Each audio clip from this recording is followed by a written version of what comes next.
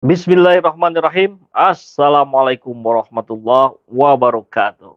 Salam kedaulatan rakyat. Sahabat semua, hari ini tadi pagi geger ya di Istana Merdeka, Istana Kepresidenan. Dan itu membuat banyak grup WhatsApp langsung menyebar dengan sangat cepat dengan konten yang sama. Jadi kalau di WhatsApp itu kalau ada berita yang terus-menerus di-share, diteruskan kan ada tandanya ya. Sudah banyak sekali disebarkan. Bahkan laporan dari kepolisian pun sudah tersebar itu. Nah, maka kita akan coba melihat ini, kita tentu menginginkan keamanan yang terbaik untuk Bapak Presiden Indonesia. Ya, kita tidak ingin keamanan beliau terganggu sedikit pun. Itu satu hal. Tapi hal lain, tentu kita juga ingin tidak ada framing-framing negatif, karena yang begini-begini ini akan biasanya langsung digoreng oleh para buzzer untuk menyudutkan umat Islam. Ya, kita akan coba lihat bagaimana bahayanya framing ini. Ya. Tentu kembali tadi kita ingin ini diselesaikan dengan cara-cara yang betul-betul profesional, cara-cara yang elegan, cara-cara yang mengedepankan kepentingan rakyat, ya, bukan sekedar untuk menggoreng-goreng gitu. Kita lihat, hati-hati framing, judul yang saya buat untuk video ini tentu sebagai sebuah kewaspadaan bagi kita semua. Kita lihat kemarin ya, ada beberapa orang para buzzer dan kelompoknya lah ya, yang walaupun ada yang ngaku buzzer, ada yang enggak. Misalkan si Dede Budiarto itu, komisaris independen di PT Pelni, dan dia menyatakan ini ngaco nih ya, kurang lebih gitu lah, menyudutkan salah satu pihak dan mengatakan itu kelompoknya yang radikal, anti Pancasila dan seterusnya. Nah, ini akan kita lihat saja nanti di hari ini juga, dalam beberapa jam ke depan akan ada gorengan-gorengan. Yang radikal. Padahal kita belum tahu sama sekali apa motif dari yang dilakukan orang ini.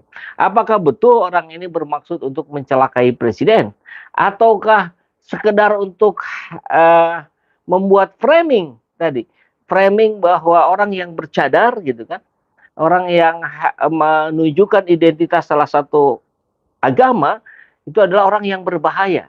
Kan ini bukan kali pertama terjadi gitu. Jadi kita harus mewaspadai ini ya. Wanita bercadar menerobos istana presiden. Jadi kita akan lihat gambar-gambarnya dulu nih ya. Saya dapat kiriman sebenarnya dari tadi pagi itu. Kita lihat. Nah, ini posisi setelah ditangkap, mengepalkan tangan. Kita lihat sorot matanya juga tidak tajam. Kita bisa lihat bahasa tubuh itu bisa menjelaskan bagaimana sorot mata itu. Ini mau sorot mata yang sayu, yang hopeless gitu ya, bukan sorot mata yang tajam seperti orang yang betul-betul ingin mencelakai seseorang. Saya kira tidak begitu ya. Oke, kita lihat lagi foto yang lainnya. Nah, ini juga menarik. Ini situasinya di tengah keramaian. Ada wanita bercadar ini yang masih dalam posisi dipegangin tangannya. Dan ada polisi yang sudah memegang senpi, BB, barang bukti. Tapi katanya ini FN ya, jenis FN. Tapi yang lucu, aneh sekali, dia itu kan barang bukti. Kenapa nggak pakai sarung tangan gitu megangnya? Ini kan langsung dipegang oleh polisi itu. Nanti kalau diperiksa sebagai barang bukti, sidik jarinya sidik dari Pak Polisi ini dong. Waduh, gimana ini? Ya ini saya nggak tahu SOP-nya apakah begini atau ini sebuah kecerobohan ya. Padahal ini sengaja dipertontonkan gitu untuk dilihat ke publik, berarti kalau sudah siap difoto. Nah ini juga sama kurang lebih situasinya begini. Ini ada di depan istana. Nah ini videonya. Terjadi orang mencurigakan membawa senpi dan tidak punya identitas jelas. Sudah diamankan oleh personil Gatur dan juga Pak Sapres.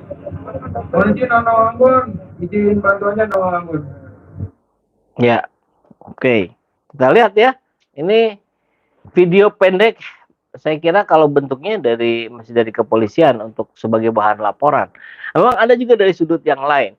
Nah, ini penting juga untuk kita melihat kemudian CCTV, saya kira di sana pasti ada, pasti banyak bagaimana detik-detik terjadinya kejadian itu. Saya kira itu bisa kita pelajari nanti baik dari sisi bahasa tubuh maupun kelaziman secara akal sehat saja bisa bisa kita lakukan penilaian. Begitu kali ya. Dan ini saya kira foto berikutnya ini yang sudah berada di kepolisian. Nah, satu yang sedang merem. Oke, kita lihat. Satu lagi yang terbelalak matanya. Nah, ini matanya tidak ada mata-mata ketajaman ini ya. Yang ada mata-mata kesayuan.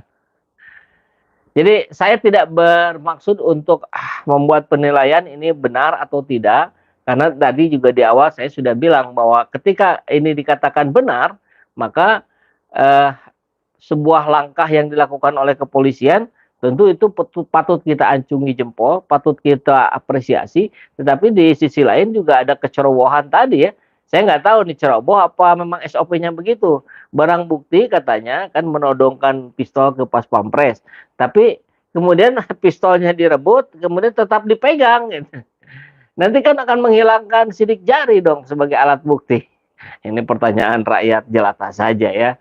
Dan kemudian eh, tentu kalau bicara kejanggalan selalu ada. Makanya daripada kita berasumsi dengan berbagai teori, ya sudah CCTV yang dari berbagai sudut karena itu istana mestinya sudah pasti ada. Kita lihat saja bagaimana gerak-geriknya, bagaimana bahasa tubuhnya gitu kan. Mudah sebetulnya bisa kita lakukan seperti itu. Tapi yang berbahaya, ini saya mau kembali lagi nih ya ke cerita yang di WhatsApp. Ini ada laporan. Nah, saya kira laporan ini perlu kita baca sebagai sebuah catatan penting. Nah, oke. Selamat pagi Komandan, mohon izin melaporkan telah diamankan satu orang perempuan menerobos istana presiden dengan membawa senpi jenis FN. Oh, ini nggak tahu nih ada peluru atau enggak, ini belum dijelaskan ya. Waktu kejadian Selasa hari ini tadi pagi 25 Oktober jam 7 WIB. TKP Jalan Merdeka Utara. Pelaku identitas nihil, artinya tidak ada identitas, dia tidak membawa SIM, KTP ataupun yang lainnya. Jenis kelamin perempuan, umur sekitar 25 tahun. Saksi Hermawan Aibtu, anggota Satgatur, Yuda Triwibowo, Bribda Satgatur, Krismanto Bribtu, anggota Satgatur PMJ. Barang bukti, nah ini menarik nih untuk kita simak bahasa sekarang. Satu senpi jenis FN, satu tas berisi kitab suci. Coba, kira-kira kitab sucinya apa? Sudah bisa ditebak kan? Dengan menggunakan kerudung dan bercadar. Nah, informasi ini yang saya kira akan rawan, akan berpotensi digoreng oleh para buzzer dan kelompoknya untuk kembali menekankan radikal-radikul, anti Pancasila, khilafah dan sebagainya. Ini buktinya, ini baru 2 hari yang lalu si Dede itu ngomong persis kurang lebih beginilah gitu. Hati-hati dengan orang-orang yang radikal, yang intoleran, yang anti Pancasila. Apalah ada kegiatan begini, diperkuatlah gitu. Settingan-settingan yang sudah kita baca selama ini, biasanya ini kan menjadi sebuah pola dan bisa kita baca. Lagi-lagi, saya tidak berpretensi, saya tidak berwenang untuk mengatakan bahwa kejadian ini settingan. Bahwa kejadian ini adalah untuk memojokkan umat Islam. Tapi kita ada cerita, ada kisah di belakang. Gitu. Maka ke depan, tentu mulai dari hari ini, kita harus waspada, hati-hati, ya. Jangan sampai terjebak oleh cara-cara yang begini. Karena ini pasti digoreng. Kita lihat saja, silakan sahabat semua cek Twitter, buka akun-akunnya para buzzer itu, Denny Siregar, Eko Kuntadi, Abu Janda, termasuk Dede. Ini pasti bahas ini dan pasti menyudutkan. Polanya begitu gitu. Kalau mereka ternyata tidak posting, berarti ada strategi lain yang sedang mereka jalankan. Dompet kosong warna pink 1 unit ponsel. Nah, kronologi singkat, sekitar jam 7 anggota Satgatur melakukan tugas rutin pelayanan masyarakat, penjagaan dan pengaturan di sekitar Istana Presiden. Kemudian ada seorang perempuan berjalan kaki dari Harmoni mengarah ke Jalan Merdeka Utara, tepatnya di pintu istana dan menghampiri anggota Pas Pampres yang sedang siap siaga dengan menodongkan senpi jenis FN. Nah itu kejadiannya bagaimana itu? Nah mohon disiarkan saja itu CCTV-nya ya. Karena kan kita bisa melihat kepatutannya, kelayakannya, kelazimannya, atau bahasa-bahasa tubuh yang muncul dari situ. Dengan sigap Satgatur atas nama Aibtu Hermawan, Bribtu Krismanto, dan Bribda Yuda mengamankan perempuan tersebut dengan merebut senpi dari tangan wanita tersebut dan mengamankan untuk diserahkan kepada Reserse Jakarta Pusat. Langkah-langkah yang dilakukan, mengamankan perempuan tersebut, mengamankan TKP, mendata, mengecek, mendokumentasi barang bawaan wanita tersebut, melaporkan kepada pimpinan, menghubungi operator, dan seterusnya, dan seterusnya. Demikian laporan dibuat, katanya dokumentasi terlampir. Nah, ini cara-cara yang begini, kembali saya ingin tekankan, proseslah secara profesional, hindarkan nuansa politik, ya jangan sampai ini digoreng karena kita akan mudah membacanya kalau ini betulan digoreng. Begitu ya. Ini ada kabar-kabar kemudian langsung masuk di Kompas TV, Tempo dan berbagai berita mainstream lainnya menjadi pembicaraan dan ya beritanya ya kurang lebih sama lah ya dengan yang barusan disampaikan. Hanya kita ingin mengingatkan kembali lagi kepada pemerintah, kepada penguasa, yuk berlakulah profesional, tunjukkan profesionalismenya, jangan sampai terjebak pada nuansa-nuansa politik, ya, apalagi ini digoreng-goreng ke wilayah-wilayah yang kemudian mencoba mendegradasikan, mendowngrade lawan-lawan politik yang dianggap berbahaya oleh penguasa hari ini. Itu saja yang bisa kita sampaikan di siang hari ini ya. Nah, kalau itu asli keluarin senjata orang tadi kenal pasti udah ditindak di tempat. Ini kok santuy bener depan kamera. Nah, ini pertanyaan dari Pak Johan.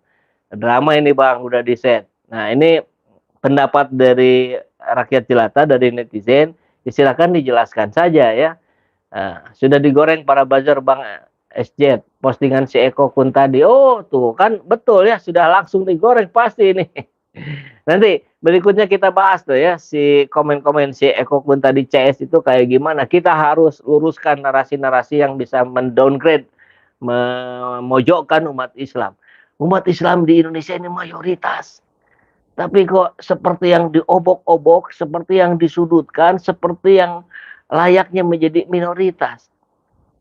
Padahal gitu ketika yang berkuasa adalah pemimpin yang Islamnya benar-benar dipahami dengan baik, itu yang terjadi kehidupan Madinah di zaman Rasul gitu.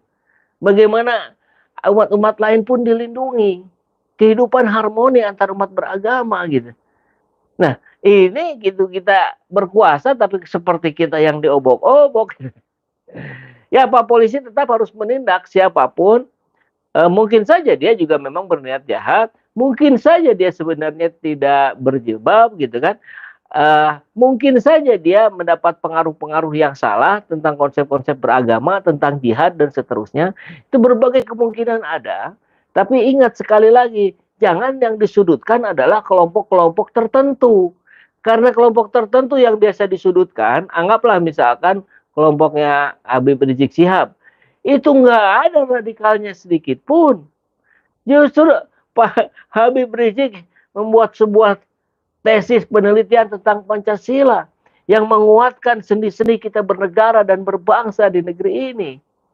Jadi gorengan yang ngaco itu tentu harus kita luruskan ya.